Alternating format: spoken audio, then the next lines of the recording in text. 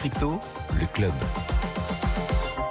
Le club jusqu'à 17h, on est en direct sur BFM Business avec nos trois invités. Grégory Raymond, bonjour et bienvenue. Bonjour. Vous intervenez souvent sur cette émission, vous êtes cofondateur et rédacteur en chef du nouveau média The Big Whale. Merci d'être avec nous aujourd'hui. Et puis John Karp également qui nous accompagne. Bienvenue. Bonjour. Vous êtes co-auteur de NFT Révolution, naissance du mouvement Crypto Art. On en parlera dans un instant, vaste sujet. Et puis par téléphone également un troisième invité qui nous accompagne aujourd'hui, c'est Vincent Bois, analyste technique chez IG. On va commencer avec vous.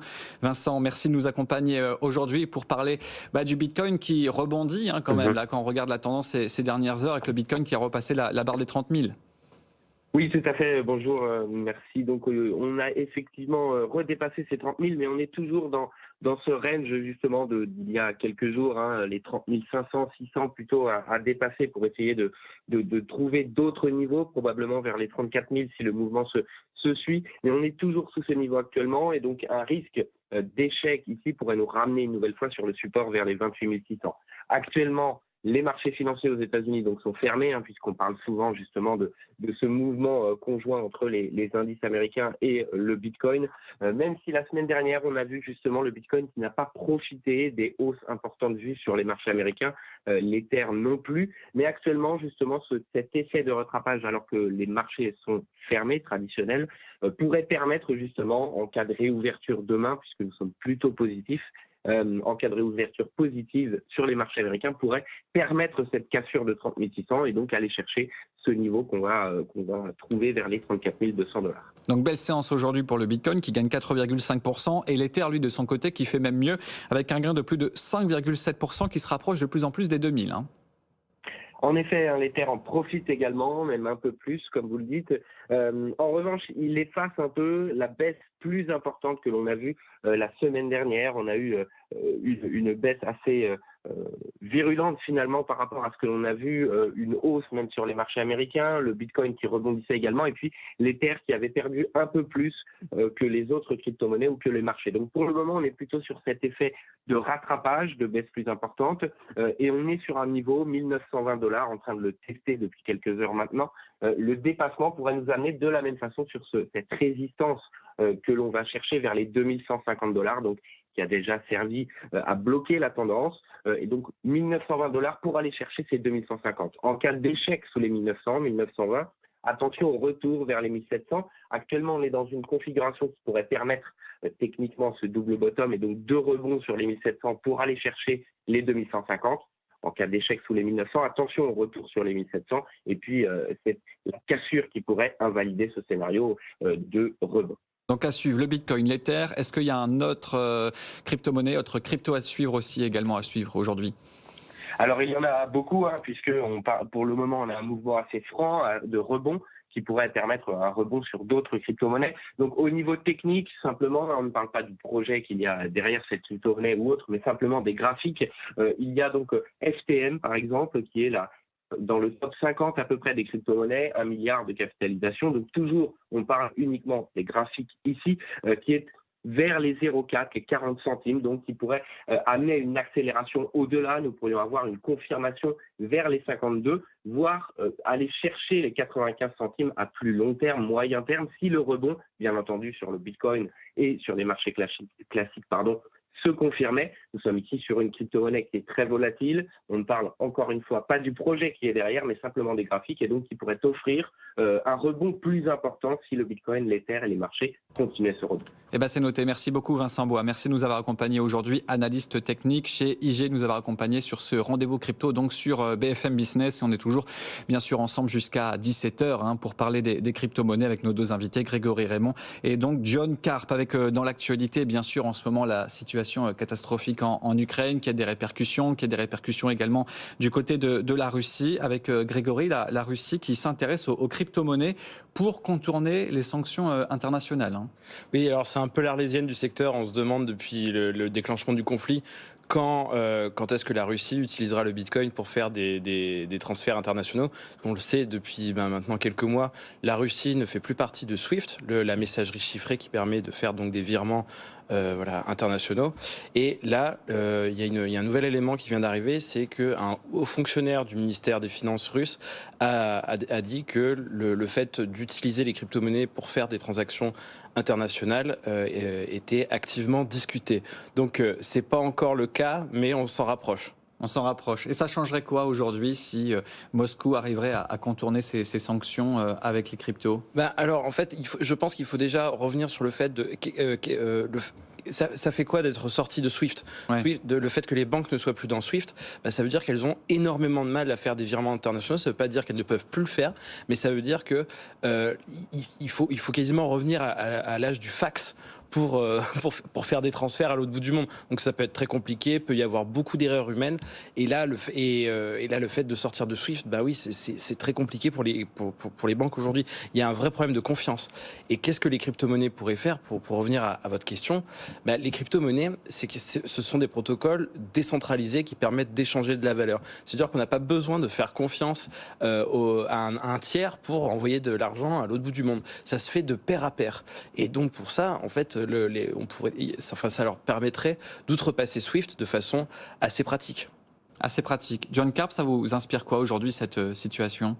En fait, alors là, on voit sous l'angle en effet négatif parce qu'on a envie que les sanctions vis-à-vis des Russes s'appliquent. Mais de manière plus générale, il faut comprendre que l'environnement bancaire peut être complexe pour des entreprises. Enfin, moi, à titre personnel, par exemple, je gère une boîte qui organise des événements dans le monde des NFT, justement.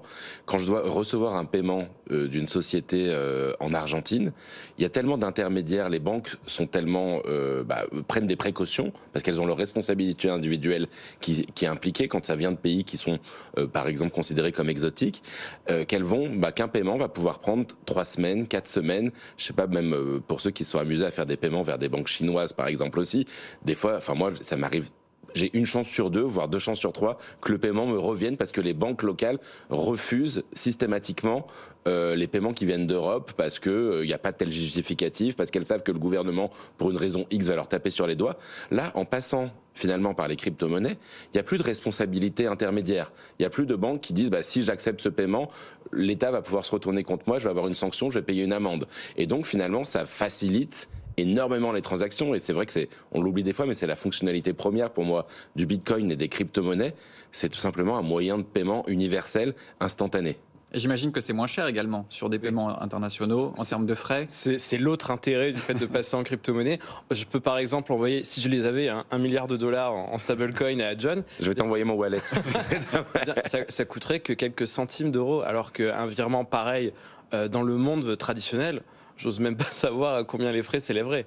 C'est ça. Donc ça ajoute en fait, c'est vraiment le produit en lui-même, la fonctionnalité technologique de la crypto-monnaie qui est mise en avant ici et qui fait que, quels que soient les cours, on en aura besoin à un moment donné. Oui, puis ça a l'avantage d'être instantané aussi, du coup, forcément. Quasiment instantané, oui, le temps que ça se valide sur la blockchain, c'est entre quelques secondes ou quelques minutes, mais oui, c'est quand même assez rapide. Quand on sait que quand on doit faire un virement bancaire traditionnel aux États-Unis, c'est à peu près 5 jours ouvrés. Voilà, Et en termes si on revient sur le sujet de la Russie, sur les règlements internationaux, est-ce qu'il y a déjà des pays qui ont échangé comme ça via des protocoles de crypto-monnaie ? C'est pas encore tout à fait officiel, mais l'Iran, selon un rapport du cabinet de recherche Elliptic, l'a déjà fait l'année dernière. Et l'Iran, ça vous étonnera pas, mais c'est aussi un pays sous embargo occidental, donc qui est plus ou moins mis au banc du système financier international et qui donc réfléchit à des moyens alternatifs. Et ce qu'on peut dire aussi, c'est que les cryptos sont pas l'alpha et l'oméga en termes d'alternatives. La Chine a aussi développé un système concurrent à SWIFT. Pour l'instant, il n'y a pas encore beaucoup de grandes banques internationales qui l'utilisent, mais voilà, il n'y a pas que les cryptos. Voilà. Après, c'est vrai que c'est on voit sous l'angle de pays, on va dire, qui peuvent être controversés. Il y a forcément, en effet, une relation vis-à-vis du politique qui fait qu'on met ça en avant. Dans l'histoire du Bitcoin, on a Edward Snowden qui avait un peu médiatisé le Bitcoin. C'était il y a pratiquement une dizaine d'années maintenant, mais au moment où justement ses avoirs étaient bloqués, et donc il avait mis en avant le Bitcoin en disant qu'à partir de maintenant, ils acceptaient les dons justement en Bitcoin pour faciliter justement les transactions. Mais j'imagine que ça c'est une bonne nouvelle. Si ça se concrétise pour les crypto-monnaies, parce que d'un coup on aura des volumes plus importants et puis ça va démocratiser un petit peu le système. Vous avez raison, oui. Mais c'est une bonne nouvelle pour la démocratisation, pour la crédibilité du secteur, bien sûr. Par contre, si demain la Russie utilisait le Bitcoin pour faire des transactions internationales avec ses alliés, je pense que les belligérants, enfin ses ennemis, en tout cas sur la scène internationale aujourd'hui, auraient envie de réguler un peu plus fort. Et on pourrait interdire d'utiliser le Bitcoin. C'est tout à fait possible. On ne peut pas interdire le Bitcoin de fonctionner, mais par contre, s'il est trop utilisé par les méchants, on aura intérêt, disons, à limiter son usage. John Karp, que vous inspire aujourd'hui cette situation, à voir si c'est pas encore fait, à voir si ça va être fait. C'est pas encore fait, mais on s'en rapproche. Ouais. Non, écoutez, je pense que voilà, il y a toujours deux parties. Donc, je pense que c'est positif pour montrer le potentiel de la crypto-monnaie. Derrière, en effet, faut faire attention parce qu'on sait qu'on a certains dirigeants qui voient toujours le mauvais côté de la pièce, et donc on a toujours un risque que ce mauvais côté soit encore accentué. Mais il ne faut pas oublier que Bitcoin est un protocole informatique. En fait, certaines personnes peuvent faire des choses qui ont des portées négatives, mais c'est pas la faute de Bitcoin. Et il faut plutôt réguler en fonction de l'usage. Ouais. Voilà. Comme Internet. On va pas interdire Internet parce qu'il y a des pédophiles qui se baladent dessus. Ouais. Après, il y a une question qui se pose aussi, j'imagine, en y pensant, c'est au moment où vous envoyez de la crypto-monnaie, quand l'autre, le destinataire, va recevoir, la valeur ne sera pas forcément la même aussi, j'imagine. Alors oui, c'est possible, mais on peut passer par des stablecoins aussi, où ça maintient la valeur. Mais vous savez, le Bitcoin, même si sa valeur peut quand même varier énormément, d'une seconde à l'autre, ça va rester quand même relativement fixe. Comme sur les effets de devise aussi, par exemple. Oui, après, j'imagine qu'il y a des effets de couverture où on peut se protéger. Oui, exactement. Oui, bien sûr. Mais après, voilà, il faut comprendre qu'au moment où on reçoit un paiement à un instant T, libre à nous ensuite de le reconvertir dans la monnaie qu'on le souhaite. Si on souhaite le transformer en euros, on peut le faire. Si on souhaite le conserver en crypto, on peut le faire. Et je vois quand même un petit défaut pour les États qui seraient tentés d'utiliser ça, étant donné qu'on est sur la blockchain, tout est transparent. Je pense que les États n'ont pas envie de voir tout ce qu'ils font et tous les montants qu'ils manipulent. Donc c'est le petit bémol que je mettrais à cette proposition. Ah oui, parce que d'un coup, toutes les transactions se retrouvent un petit peu sur la place publique. Exactement. Il n'y a pas le nom des gens qui se baladent sur la blockchain. Par contre, il y a leur clé publique, ce qui revient en fait à mettre leur IBAN. Donc à partir du moment où si leur clé publique est connue, on sait que par exemple l'État russe a commercé avec l'État vénézuélien ou j'en sais rien et qu'ils ont transféré 500 millions de dollars. Sachant qu'on ne parle pas de montants de quelques centaines ou milliers, donc ça se voit forcément, j'imagine. Exactement, ça se verrait énormément. Alors sur les NFT maintenant, notamment avec vous, John, puisque vous êtes spécialiste des NFT, vous avez notamment coécrit NFT Révolution naissance du mouvement Crypto Art. On va notamment revenir sur un événement qui s'est passé dernièrement aux États-Unis, conférence où les tickets étaient uniquement des NFT. Il n'y avait rien de papier. En effet, c'était les premiers de la sorte. En fait, ça se passait à Minneapolis il y a une semaine. C'était la VCon où il y a plus de 20 000 aficionados en fait des NFT. Puis de la pop culture en général, qui se sont retrouvés, en fait, des personnes qui venaient du monde entier et qui se sont retrouvés, en fait, pour cette conférence organisée par un personnage, en fait, qui est maintenant un des plus grands influenceurs dans le monde des NFT, qu'on appelle, sous son diminutif, Gary V. Alors Gary V, en fait, du coup, c'est Gary Vaynerchuk. C'est une personne qui est pas inconnue en fait dans le monde de l'entrepreneuriat aux États-Unis. Il a écrit un certain nombre d'ouvrages à succès. Vous savez, comme ça se fait beaucoup, il y a des sortes de successful managers qui ont fait. Lui, il en a fait 4 des ouvrages. Il fait des conférences, il intervient, il inspire, on va dire, un certain nombre d'entrepreneurs. Il conseille d'ailleurs des boîtes du web comme Twitter, comme Snap, comme Uber dans leur stratégie, dans leur social media, dans leur communication. Donc c'est une personnalité assez emblématique. Il me semble qu'il a investi dans Sorare, non ? Il fait partie des investisseurs de Sorare, exactement. Ouais. Donc il est assez visionnaire, assez pionnier en effet. Et il a toujours senti un peu la tendance. Il s'était positionné à la base. Alors aucun rapport, mais il est connu comme critique de vin. Je crois que sa famille était dans le vin. Et il a senti le web il y a une dizaine d'années et les social media. Il a senti le mouvement. Il a dit. On ne pourra pas réussir de business si on ne se lance pas dans le social media. Et là, il a fait un peu la même chose, en fait, il y a une quinzaine de mois, sur les NFT. Il a dit, en gros, on pourra, tous les business, tout le monde, on va dire, virtuel, mais aussi réel, passera à un moment donné par ces NFT, par ces non-fungible tokens. Et donc, il a appuyé tout son poids là-dessus et a lancé, justement, il y a 1 an, en fait, une collection NFT de un peu plus de 10 000 pièces, le chiffre exact c'est 2255 pièces, qui était en fait à ce moment-là, c'était en mai dernier, complètement inédite dans le monde des NFT. En fait, elle était inédite parce que, en apparence, bon, elle ressemblait à des dessins d'enfants, d'ailleurs que lui-même a dessiné. C'est une collection qui s'appelait les V-Friends, donc les amis de Gary Vee. Mais en fait, c'était les premiers qui introduisaient une notion qu'on connaissait pas du tout à ce moment-là, d'utilité. Qu'est-ce que ça signifie ? Ça signifie que jusqu'à présent, vous achetiez, vous savez, les connexions par exemple de 10 000 personnages qu'on appelle les CryptoPunks. Vous achetez en fait un des CryptoPunks. Vous avez le punk numéro 755.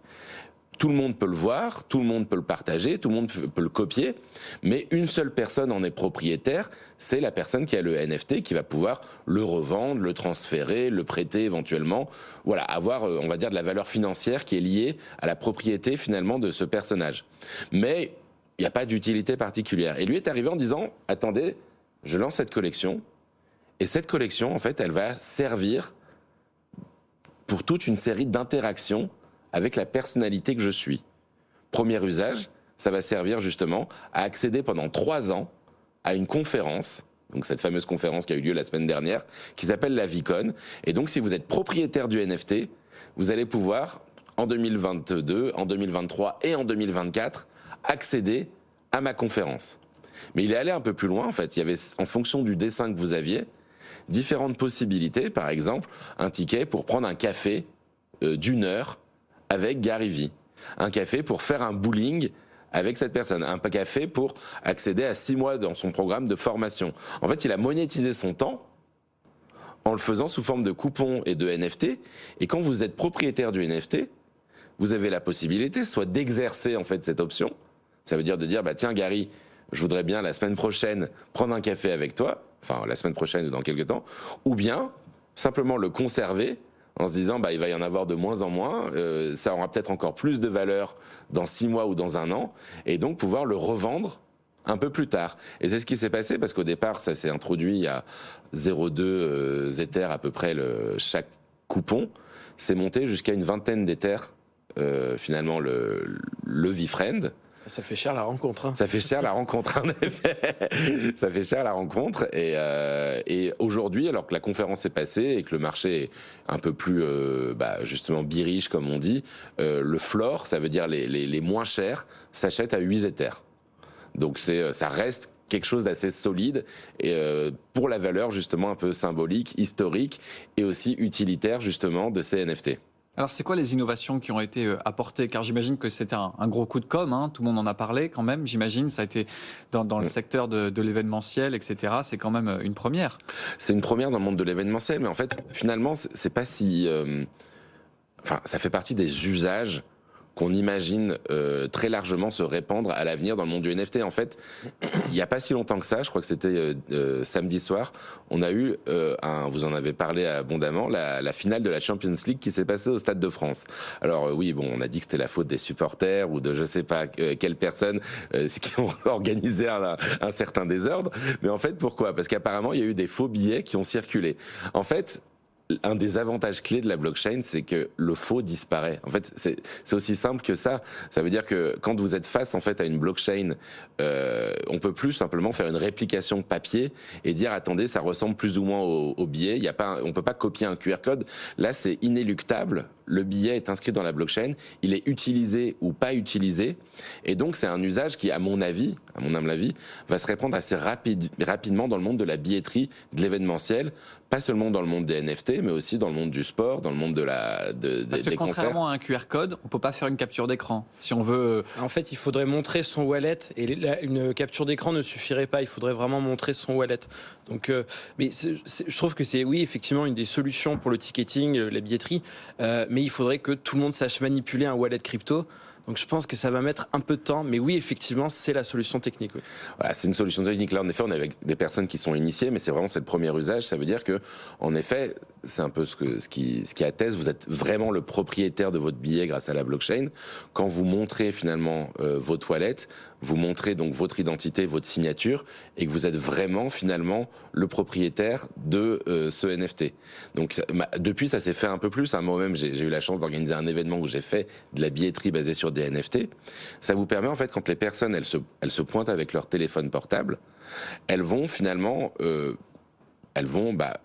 via une petite application, finalement, attester qu'elles sont vraiment propriétaires du billet. On va pouvoir le contrôler et dire, ça y est, le numéro 525 a vraiment été utilisé. Et à partir de ce moment-là, c'est dans la blockchain, c'est incopiable, infalsifiable. Et finalement, on n'a aucun moyen derrière de copier. Si une autre personne utilise demain le même QR code, par exemple, on va tout de suite voir qu'il a déjà été utilisé. Donc il n'y a aucun moyen finalement de falsifier ce billet. Donc c'est-à-dire que si demain vous avez une place sur un événement en NFT, vous décidez de revendre cette place, à partir de ce moment-là, le fichier disparaît. En fait, ça permet des usages. Alors, ça permet d'organiser le second marché. On va dire de manière un peu plus simple. Ça veut dire, aujourd'hui, par exemple, justement, c'est un autre avantage dans le monde de la billetterie. Aujourd'hui, il y a ce qu'on appelle le marché noir. Ça veut dire que des gens qui achètent... par exemple, un grand stock de tickets qui vont aller le revendre justement devant le stade en disant j'ai un billet. Et justement, quand on est devant le stade, on n'a aucune certitude sur est-ce que c'est un vrai billet, est-ce que c'est un faux billet, qu'est-ce que je suis en train d'acheter. On sait que ça existe, le second marché. Il y a des places de marché qui l'organisent. Là, justement, grâce à la blockchain, le second marché est organisé. En tant qu'organisateur de l'événement, je peux choisir comment va marcher le second marché. Est-ce qu'il est autorisé ou pas ? Finalement. Est-ce que je touche une commission sur chaque vente sur le second marché ? Ce qui peut être intéressant parce qu'il y a beaucoup de places qui se vendent au marché noir, de places de foot par exemple, et les équipes ne touchent rien sur le second marché. Et là, avec les NFT, on peut tout à fait introniser ça. Mais il faudrait trouver une marketplace qui aujourd'hui est la force de frappe pour pouvoir s'imposer. En fait, elles existent déjà, les marketplaces. Mais par exemple, le PSG pourrait mettre ses places en NFT sur la plus grande du monde qui s'appelle OpenSea.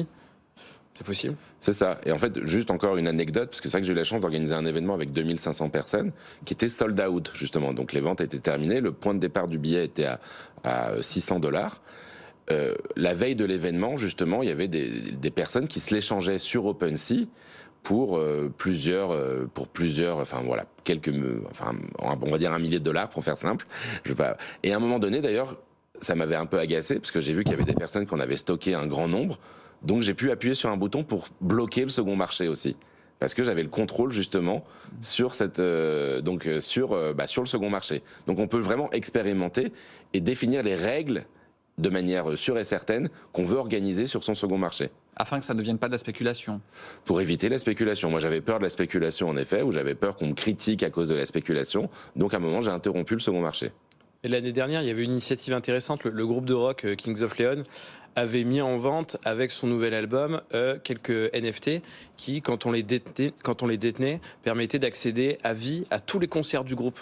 Donc on arrivait à chaque fois devant la salle et en montrant son NFT, et on avait accès à vie au concert. Je trouve ça très chouette comme initiative. Est-ce qu'on a d'autres exemples de NFT dits utiles ? C'est comme ça dans le jargon ? Ouais, utilitaire, utility NFT. C'est un peu dénigrant pour les autres NFT quand même. Non, parce que quand vous achetez de l'art, l'art n'est pas...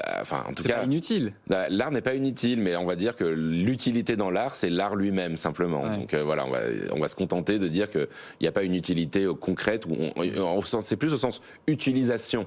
Ça veut dire qu'on peut utiliser un coupon, on peut utiliser un jeton finalement pour pouvoir faire quelque chose. Et en effet, il y a d'autres exemples. Toujours dans l'actualité sportive, il y a Roland Garros qui a lancé justement ses NFT récemment. Et donc c'est intéressant parce que ils ont lancé une collection de NFT. Ils ont un premier usage déjà. Ils vous permettent d'accéder en priorité aux ventes de billets sur Internet. Vous savez, c'est toujours un petit peu la cohue.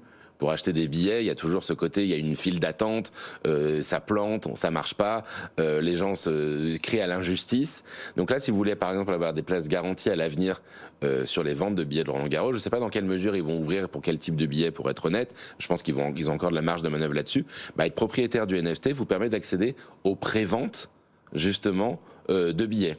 Ça va vous permettre aussi d'avoir un côté un peu plus communautaire. Ça veut dire que ils organisent ce qu'ils appellent une organisation décentralisée. Alors c'est un grand mot, mais les propriétaires du NFT vont pouvoir voter par exemple, pour les musiques qui vont être diffusées sur certains terrains à certains moments, pour des habillages de couleurs, pour, enfin voilà, il va y avoir des petits choix dans lesquels ils vont pouvoir prendre part finalement à la diffusion du match. Et puis à l'avenir, je crois qu'ils ont aussi organisé, ils aiment bien faire ça, toujours un peu des sortes de loteries. Ça veut dire parmi les propriétaires de ces NFT, certains vont pouvoir justement de manière aléatoire se voir remettre des accès à des backstage ou à des places VIP, ce genre de choses. Un peu ce qui se fait avec les tokens dans les clubs, hein. C'est un peu ça au final. Ouais, c'est assez proche. Ouais. C'est ça, exactement, ouais. Vous avez quelque chose, d'autres exemples peut-être, Grégory ? Pas forcément en tête, mais en tout cas, oui, je trouve que tout ce qui est lié au membership, donc tout ce qui fait office de carte de membre, le NFT, je trouve qu'est une solution technologique assez élégante et peut, disons, agréger des communautés aussi. C'est beaucoup plus simple pour fédérer des gens autour de projets. Non, vraiment, c'est très intéressant. Bah, ça sera à suivre. Puis j'imagine que ça va encore beaucoup bouger, qu'il y a d'autres événements. Enfin, vous êtes dedans. Ça va se démocratiser, cette technologie, parce qu'il y a quand même pas mal d'atouts sur ce qu'on vient de dire. Les atouts, ils sont indéniables. Ouais. La démocratisation, elle arrivera. On ne sait jamais avec quel tempo et de quelle manière, parce que on reste sur quelque chose d'assez ardu techniquement parlant. C'est vrai que pour l'instant, ça reste réservé aux personnes qui connaissent, on va dire, qui savent utiliser un wallet sur leur ordinateur. Mais petit à petit, ça va arriver, oui. Ça sera à suivre. Merci beaucoup, en tout cas, d'avoir parlé de ce sujet, d'avoir démocratisé un petit peu ce sujet. John Karp, qui était donc aujourd'hui avec nous en studio, co-auteur de NFT Révolution, naissance du mouvement Crypto Art. Merci de nous avoir accompagnés aujourd'hui. Et puis Grégory Raymond, cofondateur et rédacteur en chef du nouveau média The Big Whale. Merci de nous avoir accompagnés aujourd'hui sur ce rendez-vous crypto, quasiment en 17h sur BFM Business. Dans un peu plus de 3 minutes, on se reconnecte à la séance du jour avec le club. On reviendra notamment sur la séance en Europe qui se passe particulièrement bien aujourd'hui avec un CAC 40 qui se rapproche